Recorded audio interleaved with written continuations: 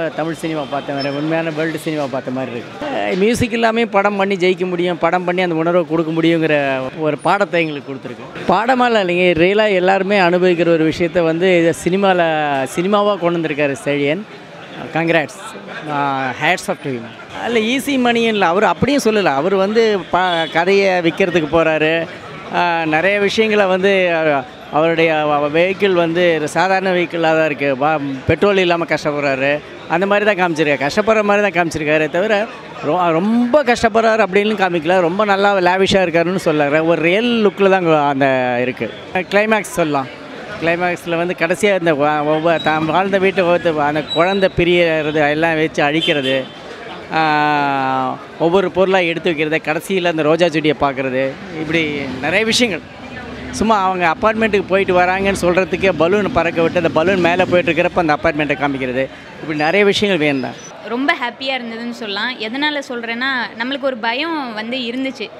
ஒரு national award வாங்கின movie இங்கே வந்து நம்ம தமிழ் மக்கள் எப்படி வந்து அதை ரிசீவ் பண்ணியிருக்காங்கன்றது நம்ம முன்னாடியே பார்த்த ஒரு விஷயம்தான்.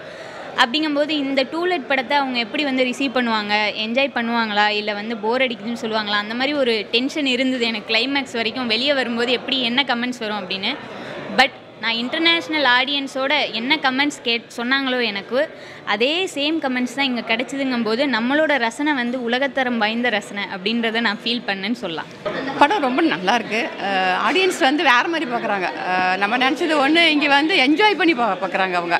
ஏன்னா ஒவ்வொருத்தவங்க லைஃப்லேயும் வீடு தேடி அலைஞ்சு கஷ்டப்பட்டு பிடிச்ச ஒரு விஷயம் இருக்கு இல்லையா, அது வந்து லைவாக வந்து தேட்டரில் வந்து பார்த்துட்ருக்காங்க. சென்னையில் தான் வீடு தேடி வரவங்களுக்கு எப்படி கஷ்டப்படுறாங்கலாம் இது பார்த்தா உணர்வாங்க. வீடு வாடகைக்கு வரவங்களும் வாடகை கொடுக்குறவங்களும் நல்லாயிருக்கு. ஒளிபரப்பு நல்லா இருக்குது சார், ரொம்ப நல்லா இருக்குது சார், நேச்சுரலாக இருக்குது. அதுதான் ரொம்ப ஏக்கத்தில் இருக்குது, அனுபவித்த மாதிரி இருக்குது சார், ரியலாக அனுபவித்த மாதிரி இருக்குது. எல்லா கருத்தை யோசித்து எடுத்துருக்குறாங்க. இன்றைக்கி உள்ள சுச்சுவேஷன், இப்போ ஒரு சினி ஃபீல்டில் இருக்கிறவங்க எவ்வளோ கஷ்டப்படுறாங்க, என்னென்ன நடக்குது, ஒரு பசங்களை வச்சுருந்தா நல்லா இருக்குது. லேடி கேரக்டர் போட்டிருக்காங்க, அது ஒபீடியன் கேரக்டாக இருக்குது. ஏன்னா வீட்டுக்குள்ளே நகை வெட்டக்கூடாதுங்கிறாங்க, அந்த அம்மா நகத்தை வெட்டி போடுறாங்க. பணம் போய்டும் அப்படிங்கிறத பார்க்க வரவங்க அந்த பணம் வந்ததுக்கப்புறம் இப்படி ஒரு திமிர் செயல்.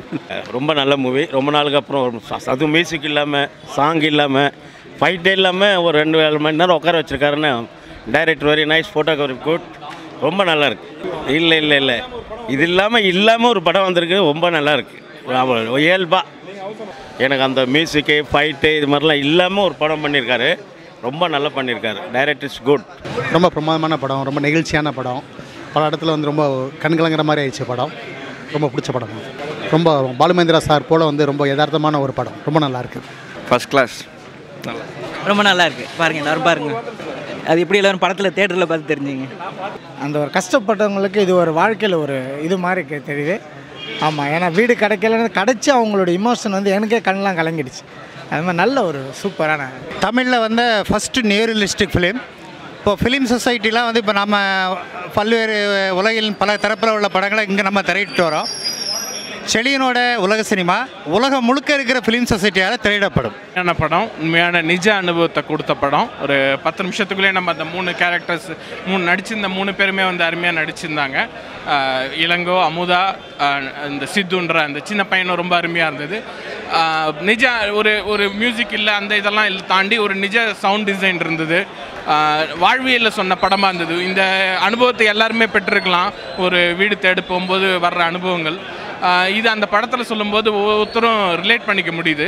தமிழர்கள் அனைவரும் பார்க்க வேண்டிய படம். 32 விருதுகள் வாங்கியிருக்கு. இது கண்டிப்பாக ஒரு தமிழர்களும் என்ஜாய் பண்ணி அதை ஷேர் பண்ண வேண்டிய ஒரு படமாக இருக்குது. ரொம்ப சின்ன பட்ஜெட்டில் எடுத்த படம்ன்றதெல்லாம் தாண்டி ஒரு அருமையான விஷயத்தை சொல்லியிருக்காங்க. உண்மையிலே தமிழர்கள் பெருமை கொள்ள வேண்டிய படம் இது. மக்களும் ஒவ்வொரு கிராமத்தில் இருக்கிறவங்க வரைக்கும் இதை பார்க்க வேண்டிய படம். இது வந்து சினிமா கிடையாது, ஒரு வாழ்க்கை. இவ்வளோ வாழ்க்கை வந்து சென்னைக்கு வந்து நாங்கள் மாதிரி ஒரு சினிமா கலைஞர்கள் வந்து சென்னையில் வந்து கஷ்டப்பட்டதை கண் முன்னால் நாங்கள் வாழ்ந்த வாழ்க்கையை காட்டியிருக்காங்க. ரொம்ப ஒரு பாதிப்பை ஏற்படுத்துச்சு. இப்படி ஒரு படத்தை பார்த்ததுக்கு உண்மையிலே நான் கொடுத்து வைக்கணும். ஏன் வந்து ஃபாரினில், வெளிநாடுகளில் வந்து இந்த மாதிரி இந்த படத்துக்கு விருதுகள் கொடுத்துருக்காங்கிறதுக்கு சும்மா சாதாரணமாக கொடுக்கல. இது வந்து ஒரு வாழ்க்கை படம் இல்லை, ஒரு வாழ்க்கை. ஒரு அற்புதமான ஒரு அருமையான ஒரு படத்தை பார்த்த ஒரு திருப்தி சென்னைக்கு என்ன மாதிரி வந்த உதவி இயக்குநர்கள் அசோசியேட் டைரக்டர்லாம் வந்து எப்படிலாம் வந்து இதை அனுபவிச்சிருக்காங்க. அதனால் உள்ளே உட்கார முடியல. அதோட டைரக்டர் ஒரு அருமையான ஒரு விஷயத்த சொல்லியிருந்தார். கதாநாயகன் வந்து ஒரு இடத்துல வந்து கரண்ட் இல்லாமல் இருந்திருக்கும். அதனால் வந்து அப்புறமா கரண்ட் வந்துடும். சரி சுவிட்சை போடலான்ட்டு ஃபேன் சுவிட்சை போடுவார். போட்டவுடனே பார்த்தா அந்த ஃபேனில் கூட ஒரு குருவி கூடு கட்டியிருக்கும். அது அடிபட்டு அந்த குருவி செத்து போயிடுச்சுங்கிறத ஒரு இன்டைரக்டாக சென்ஸில் இதை காமிச்சிருப்பார். ரொம்ப இதெல்லாம் வந்து ஒரு சென்சிபிளான ஒரு விஷயம். இப்படி ஒரு படம் பார்த்ததில் ரொம்ப மகிழ்ச்சி, திருப்தி. அந்த இயக்குனருக்கு மிகப்பெரிய பாராட்டுகளை தெரிவிச்சுக்கிறேன். நன்றி. எனக்கு முதல் வாய்ப்பே இப்படி ஒரு நல்ல ஒரு லெஜண்டோட ஒர்க் பண்ணியிருக்கேன்னு தான் சொல்ல முடியும். நிறையா கற்றுக் கொடுத்தாரு, நானும் நிறையா கற்றுக்கிட்டேன், அப்படி தான் சொல்லணும். ஸோ எனக்கு வந்து ஒரு வேவை வந்து அவர் க்ரியேட் பண்ணி கொடுத்துருக்காரு. இதில் நான் எப்படி இனிமேல் வந்து பயணிக்கணுங்கிறத வந்து அவர் வந்து ஒரு விதையை வந்து போட்டார் எனக்குள்ளே. ஸோ இனிமேல் நான் பயணம் பண்ணுறது எல்லா க்ரெடிட்ஸுமே அவரை போய் சேரும் கண்டிப்பாக. சந்தோஷ் வந்து இது அவருக்கு முதல் படம். அவரோட அசிஸ்டண்ட்டாக இருந்தாலும் கூட வந்து ஆரம்பத்தில் ரொம்ப வந்து தயங்கினார். இந்த ரோலுக்கு வந்து நான் எப்படி என்னால் பண்ண முடியுமா, ரொம்ப ஒரு வெயிட்டான ரோல் அப்படின்ற ஒரு பதட்டம் அவருக்குள்ளே இருந்தது. பட் எல்லாத்தையுமே வந்து ரிஹர்சல் அந்த மாதிரிலாம் பண்ணி அதை பிரேக் பண்ணி அதுக்கப்புறம் ஷூட்டிங் ஸ்பாட்டில் போய் ஒரு 2-3 டைம் வந்து பண்ணி பார்த்து அதுக்கப்புறம் ஒரு சீனையும் மேக் பண்ணும்போது ரொம்ப கம்ஃபர்டபுளாக வந்து ஒரு கம்ஃபர்டபுளான கோ ஆர்டிஸ்ட்டுன்னு சொல்லலாம். ஸோ இன்னும் நிறையா அவருக்கு பிரைட் ஃப்யூச்சர் இருக்குது கண்டிப்பாக இந்த படத்து மூலமாக. மசாலாவில் கூட கதை இருக்கிற படங்கள் இன்றைக்கி வருது. என்னை பொறுத்த வரைக்கும் அந்த கதையில் எனக்கு அந்த கதாபாத்திரத்துக்கு எவ்வளோ முக்கியத்துவம் இருக்குது அப்படின்றத பார்த்து அது மசாலாவாக இருந்தாலும் ஓகே, இல்லை வந்து இந்த சைடு இருந்தாலும் ஓகே, எனக்கு கதை ரொம்ப முக்கியம் அப்படின்ற ஒரு விஷயந்தான் எனக்கு மைண்டில் இப்போ வரைக்கும் ஓடிட்டு. கண்டிப்பாக இந்த இந்த இந்த மாதிரியான ஒரு படம் பல அசிஸ்டன்ட் டைரக்டர்களுக்கு ஒரு புது நம்பிக்கையை, ஒரு தெம்பை கொடுத்துருக்கு. ஏன்னா அது முழுமையாக அந்த படத்தில் செழியன் பதிவு செஞ்சுருக்காரு. அவருக்கு எல்லாரும் நன்றி தெரிவிச்சுக்கிறோம். ஏன்னா இன்றைக்கி சென்னையில் எந்த குடும்பம் யார் இங்கே குடும்பம் நடத்த வந்தாலும் இதை கடந்து போகாமல் இருக்க முடியாது. அது தனிநபராக வந்தாலும் சரி, குடும்பம் வந்தாலும் சரி, அதை அப்படியே செழியன் வந்து பதிவு செஞ்சுருக்காரு. பார்க்குற ஒவ்வொருத்தரையும், பக்கத்தில் இருக்கிற ஒவ்வொருத்தரும் எப்படிங்க என் வீட்டில் பார்த்த மாதிரியே சொல்கிறாரு அப்படின்னு என்கிட்ட கேட்குறாரு. நான் சொன்னேன், அவர் வீட்லேயும் இதை பார்த்ததுனால தான் அவர் சொல்கிறாரு அப்படின்னு சொன்னேன். ஏன்னா ஒவ்வொரு மனுஷனும் சென்னையில் குடியேற தன்னுடைய வீடை, தன்னுடைய தோட்டத்தை, தன்னுடைய உறவுகளை அத்தனையும் விட்டுட்டு இங்கே சென்னைக்கு வர்றான். வந்த உடனே இந்த போராட்டத்தை சந்திச்சு ஆகணும். இது வரைக்கும் இது பதிவாகலை. ஆனால் எல்லாருக்குமே தெரிஞ்ச நெருக்கமான ஒரு வாழ்க்கை, அதை அப்படியே வந்து செழியன் இதில் பதிவு செஞ்சுருக்கிறாரு. அது ரொம்ப நெருக்கமாக இருக்குது, ரொம்ப மனசுக்கு ரொம்ப உருக்கமான ஒன்றா இருக்குது. அதே சமயத்தில் அவர் ஒரு ஒளிப்பதிவாளர் மட்டும்தான் நம்ம நிறைய பேருக்கு அறிமுகமாக இருந்தார். இந்த படத்தின் மூலமாக உணர்வுகளை சின்ன சின்ன இடங்களில் மனசுக்கு ரொம்ப நெருக்கமான ஒன்றா பதிவு செஞ்சுருக்கிறாரு. அது அந்த இதில் நடிச்சிருக்க அத்தனை பேரையும் அவ்வளோ சிறப்பாக அதில் அவங்ககிட்ட நடிப்பிக்க வச்சுருக்கிறாரு.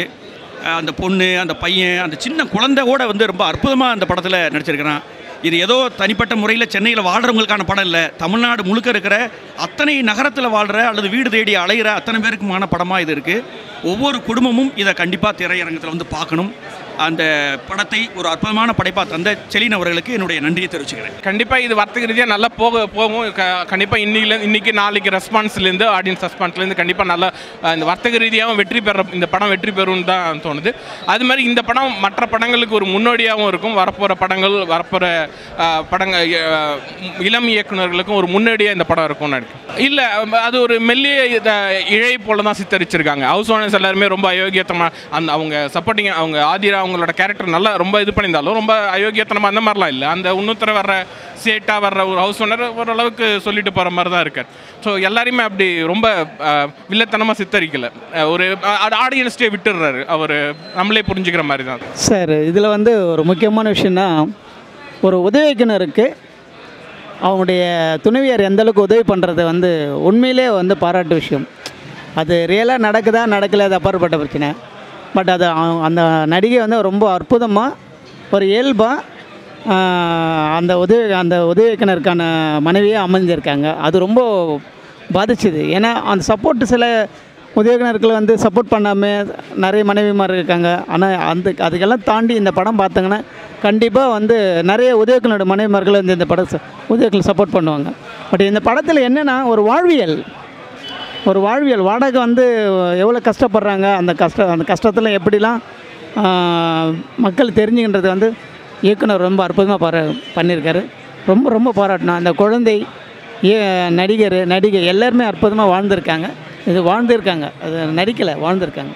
ரொம்ப சூப்பர். நான் மதுரையிலேருந்து வரேன். நான் 2006 இந்த சினிமாவில் அசிஸ்டன்ட் டைரக்டர் நம்ம வரணும் அப்படின்னு சொல்லிட்டு தான் உதவி இயக்குனரை ரொம்ப முயற்சி பண்ணிட்டு இருந்து கடைசியில் கிடைக்க முடியாமல் ஏகப்பட்ட விஷயங்களை நாங்கள் கஷ்டப்பட்ட விஷயங்களை கண்ணு முன்னாடி செலின் சார் கொண்டு வந்திருக்கிறாரு. உண்மையிலே உலக சினிமானா எதுவுமே உலக சினிமா கிடையாது. இதுதான் உண்மையான உலக சினிமா. அது உண்மையில் சார் பக்கா கிரேட்டு.